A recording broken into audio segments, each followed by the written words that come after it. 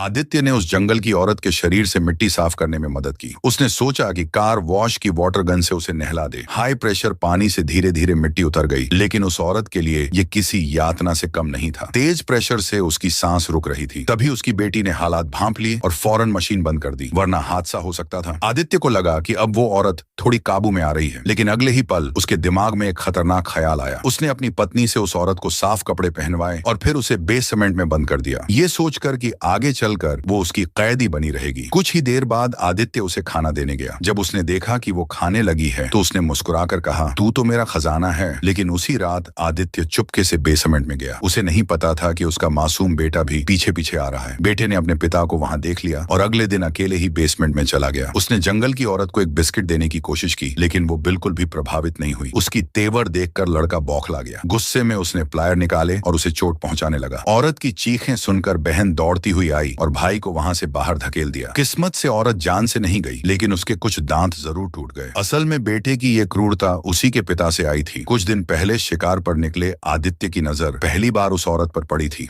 उसे अपना बनाने के लिए उसने जाल फेंक कर पकड़ लिया और जंजीरों से बांध दिया। लेकिन जब वो उसके करीब आया तो औरत ने उसकी एक उंगली काट ली। गुस्से में आदित्य ने उसे जोर से थप्पड़ मारा। कई दिनों की यातना के बाद औरत का गुस्सा कुछ नरम पड़ा। दिन में आदित्य उसे खाना देता और रात में चुपके से बेसमेंट जाकर बातें करता। शुरू में किसी ने ध्यान नहीं दिया, लेकिन धीरे धीरे पत्नी को शक होने लगा। एक दिन पत्नी ने साफ कह दिया, उसे छोड़ दो वरना मैं तुम्हें छोड़ दूंगी। मैं नहीं चाहती कि मेरी जिंदगी बर्बाद हो। लेकिन तब तक आदित्य पूरी तरह पागलपन में उतर चुका था। उसने अपनी पत्नी पर ही हमला कर दिया। उसी वक्त दरवाजे पर दस्तक हुई। पड़ोस की औरत आई थी। उसने पूछा, तुम्हारे घर से रोज इतनी चीखें क्यों आती हैं? मेरा बच्चा सो नहीं पाता, जरा शांति रखा करो। ये सुनते ही आदित्य पूरी तरह अगबुला हो गया और उसके बाद जो हुआ वो किसी डरावने खौफ से कम नहीं।